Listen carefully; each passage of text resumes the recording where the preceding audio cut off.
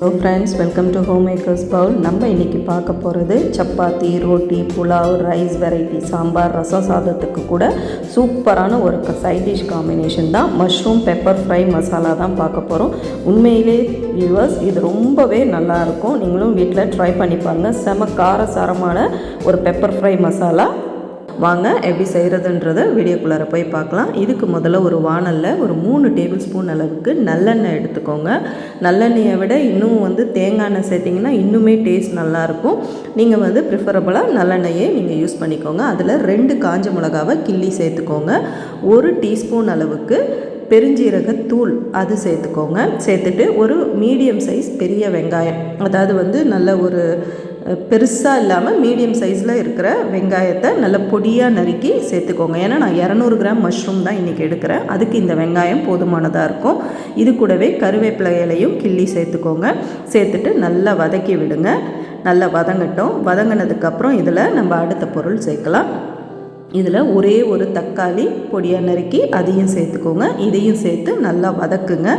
இந்த வீடியோ பார்த்துட்டு இருக்கவங்க ரெசிபி பிடிச்சதுன்னா ஃபேமிலி அண்ட் ஃப்ரெண்ட்ஸுக்கு ஷேர் பண்ணுங்கள், லைக் பண்ணி கமெண்ட் பண்ணுங்கள். நம்ம சேனலையும் மறக்காமல் சப்ஸ்கிரைப் பண்ணி விடுங்க. பெல் பட்டனையும் தட்டி விடுங்க.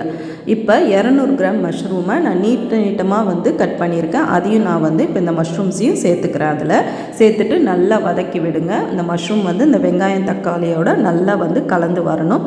இதுக்கப்புறம் இதில் மசாலா பொருட்கள் சேர்த்துடலாம். 1/2 டீஸ்பூன் மஞ்சத்தூள், 1/2 டீஸ்பூன் தனி மிளகாய்த்தூள், 1 டேபிள் ஸ்பூன் அளவுக்கு தனியாத்தூள் சேர்த்துக்கோங்க. தனியாத்தூள் மட்டும் 1 டேபிள் ஸ்பூன் அளவுக்கு அதிகமாக சேர்த்துக்கலாம். 1 டீஸ்பூன் மிளகுத்தூள், 1 டீஸ்பூன் ஜீரகத்தூள். இதுதான் இதுக்கு தேவையான மசாலா பொருட்கள். இது எல்லாத்தையும் சேர்த்துட்டு தேவையான உப்பையும் சேர்த்துக்கோங்க. ஒரு டீஸ்பூன் அளவுக்கு இதுக்கு தேவைப்படும்.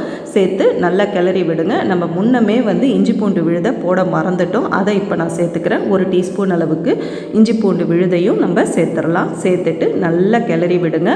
இதுக்கு தண்ணியே சேர்க்க தேவையில்லை. மஷ்ரூம்லேருந்தே நிறைய தண்ணி நமக்கு வெளியே வரும். அதனால் இதை அப்படியே மூடி போட்டு ஸ்லோ ஃப்ளேமில் ஒரு 5லேருந்து 6 நிமிஷம் வேக வச்சு எடுத்தோம்னா நமக்கு சூப்பரான ஃப்ரை ரெடி ஆகிடும். பெப்பர் மசாலா பாருங்கள், 5 நிமிஷத்துக்கு அப்புறம் எப்படி அழகாக குழைய நல்ல அந்த சாரம் எல்லாம் அந்த காரசாரமாக எல்லாம் இறங்கி சூப்பராக இருக்குது. இப்போ இதில் கடைசியாக ஒரு 1/2 டீஸ்பூன் அளவுக்கு நம்ம ஹோம்மேட் கரம் மசாலா நம்ம ஏற்கனவே அப்லோட் பண்ணியிருக்கோம் ஷார்ட்ஸில்.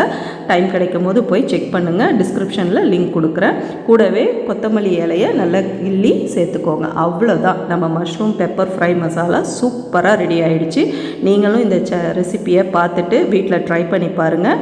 டேஸ்ட் ரொம்பவே நல்லாயிருக்கும். சப்பாத்திக்கு கூட ஒரு நைஸ் காம்பினேஷன் இது. நீங்கள் 2 பாக்ஸ் மஷ்ரூம் வாங்கி வீட்டில் செஞ்சிங்கன்னா 4 பேர் இருக்கிற இடத்துல இது சூப்பராகவே செட் ஆகும். இந்த மஷ்ரூம் ஃப்ரை நீங்களும் ட்ரை பண்ணி பாருங்கள். சீக்கிரமே அடுத்த வீடியோவில் சந்திப்போம். அது வரைக்கும் நம்ம சேனலை சப்ஸ்கிரைப் பண்ணிவிட்டு லைக் அண்ட் கமெண்ட் ஷேர் பண்ணுங்கள். தேங்க்யூ.